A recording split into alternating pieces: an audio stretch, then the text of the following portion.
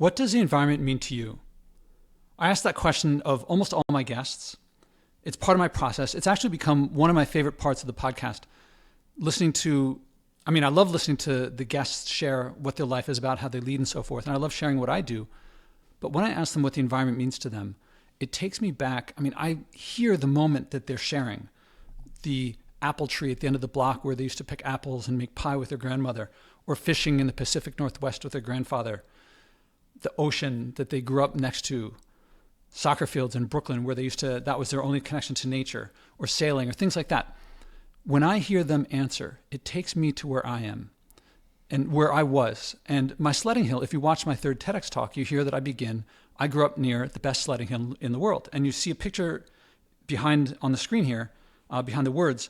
Oh, if you're listening to this on the audio only, I recommend clicking the link that I have to watch this on video, because you're about to see pictures of my sledding hill. And I hope that this episode, the video, helps you experience what I experience when people tell me about what the environment means to them, that this takes you back to your sledding hill, to your soccer field in Brooklyn, to the whatever it is that connects you to nature. Because I think most people's actual experience of our environmental problems is they hear about big islands of plastic in the oceans, or Florida's going to be underwater, or 100 million people from Bangladesh are going to be displaced.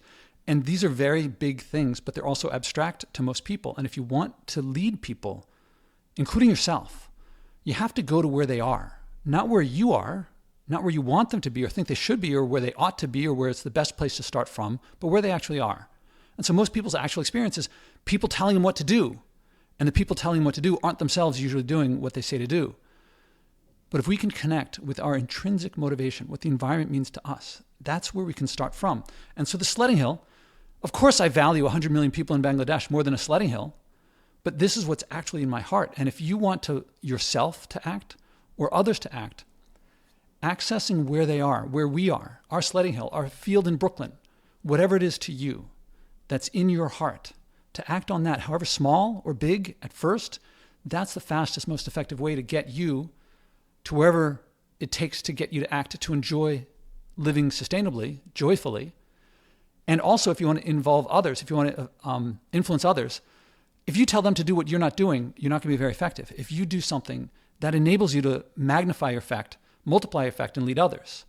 So if you want to lead others, if you want governments and corporations to act, the fastest, most effective way is to act yourself. Not stop after doing one thing. Act, learn from what you've done, act more, do more. And I believe that begins with, in my case, my sledding hill. There are lots of other access points, but your sledding hill, so let's look at my sledding hill. I just happened to go there, back to Philadelphia. This is the house I grew up in. This is my room up there. It was on the second floor. And this is in Philadelphia proper. A lot of people who are from Philadelphia, quote unquote, are actually from some town outside of Philadelphia. But this is Philadelphia. It's a residential area. I went to Central High School, for people who know Philadelphia. Looking left from the view we just had, it's down the block. And so I took a bunch of photographs, and I took a picture, took a few steps, took another picture, took a few steps, took another picture, took a few steps. And you can see the beautiful colors. And we're approaching here Wissahickon Avenue, which I talked about in the TEDx talk, goes the other way. This is Kingsley that I live on.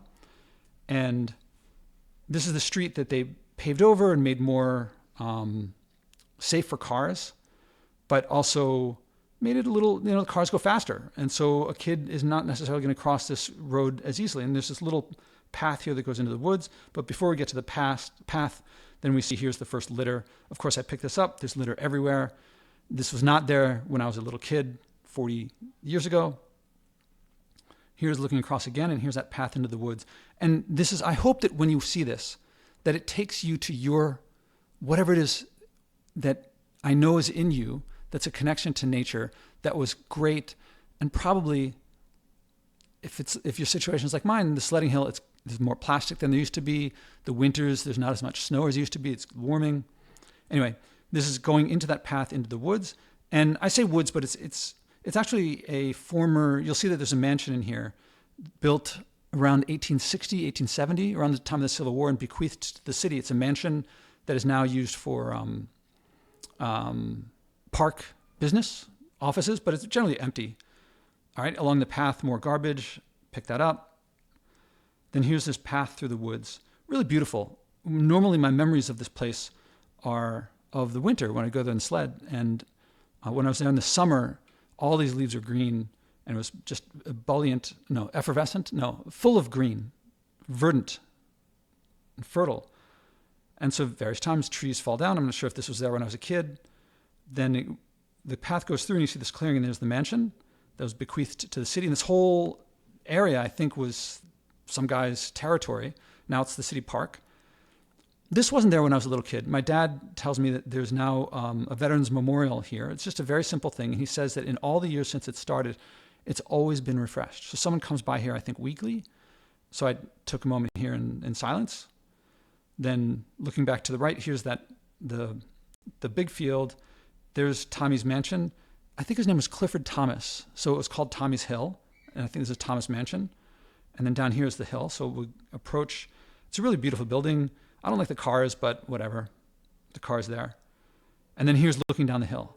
We would gather up here and take a running start, jump up in the air and land on the sled and then go down the hill. Here's looking down the hill. I'm not sure if you can see how steep it is. In my memories, this is all covered with snow, and the trees would have snow on them. But when I was there the other day, by the way, this was 2 weeks ago. This was my father's 80th birthday. So my sister and her family and a bunch of family went in, and all his friends were there and celebrating his 80th birthday. And also, this is my second time visiting it. The summer was the first time visiting it in a while since the avoiding packaging, avoiding flying, and this greater appreciation of nature that I've had. And it hit me just how beautiful and what I had growing up that I took for granted because we all had, all of humanity had this around them all the time up until very recently. And this view, it takes me back to diving down this hill and going down as fast as I could. And then at the bottom of the hill, it's steep here and then levels off and turns to the right. And I walk down there so we can see where it gets to the stream at the bottom. But this tree was just so gorgeously orange. And looking up, it was there, the darkness wasn't so pronounced and it was much more orange. It was just a stunning view. Looking down the hill again, when you went down, you'd go down the middle of it. People going up would go up the side. So there'd be dogs running around. I think I looked back up again in a second. And yeah, so the parents would be standing there holding their coffee in mugs, not disposable back then. Looking back down again, this is where we'd turn and go down. Some people would come down this hill, which is a smaller one. We'd go down here. I think I looked to the right. Here's Lincoln Drive, a street on the other side. Looking to the left is back here would be my house, my dad's house where I grew up. So we'd come down here, make the turn, and then this is looking down. In the winter, these plants here wouldn't be there. They'd be, dormant over the winter. So what looks like a wall here, we would go through. Now I had to go through this on foot, looking through this bramble, and then here's the stream at the bottom that if you got a good start at the very top, it was a good run when he reached here, and the sled rails would hit maybe some stones here, and you had to bail out and get the sled out. You wanted to get as close as you could to the stream without going into it. Here's looking to the left. I don't remember if this was there when I was there as a kid, but this stream would go down here, and now looking there it is. Looks pretty pure, still in the city. But looking to the right, this would go down to hit Wissahickon Creek, which would then go by Lincoln Drive to Schuylkill River. The Schuylkill River goes down by Philadelphia's famous Boathouse Row, then the art museum with the steps, with the Rocky steps, and then we'd go down to South Philly, where I guess Rocky would hang out, fictional character, but whatever. So this is the head of the Schuylkill, I guess. Looking down, seeing more. Now this is looking back up again. This is the mansion where it all started. So we came down there and came back down here. And let's see, I'm going back up again. This is looking at the mansion. I'm trying to get a better shot of it. All right, now I've come through the bramble, and after we sledded down, we'd go back up again. Dogs running around, kids coming down, so we'd have to jump out of their way because they were trying to make it to the stream. So now going back up, of course, when I go back up, I have to stay to either the far left or the far right because I just feel like I don't want to get in the way of other people. Look at this view. To me, this is just great. It's just, I'm panting and sweating. My feet are cold, my toes are cold, but I'm still going down. All right, now I've jumped ahead. I've gone to the top and gone back out again to the path back to home. But this is actually looking left. If I, down through the woods, there's a path. This is a guy here walking his dog. And it's so lovely when you see someone in nature like this, you just talk for a minute. So I talked to him for a minute because it's just nice. I mean, he's a neighbor. getting to the end of that, then here's the field that I described where my friends and I would play touch football in high school. Looking over here. Oh, let me go back a step. When I went home, I came up this hill and went onto Wissahickon Avenue there. Again, more garbage. I got a couple loads of garbage. Nothing like New York, but the population density here is very low. But that's the world we live in, is all of this garbage everywhere.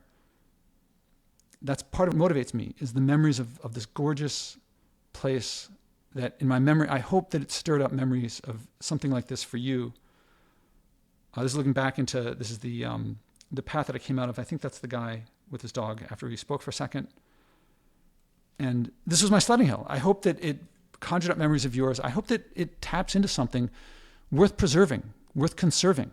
If this brought back memories for you, write some comments on my blog or email me and tell me what was your sledding hill. And when you listen to the podcast and you hear me asking someone what their sledding hill was, or what the environment means to them, and they share their thing, and I ask them what they could do to act on that, this to me is worth acting on. I pick up litter because I want to restore the world to what it was like.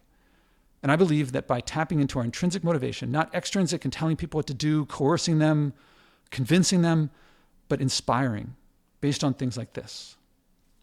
This was my sledding hill.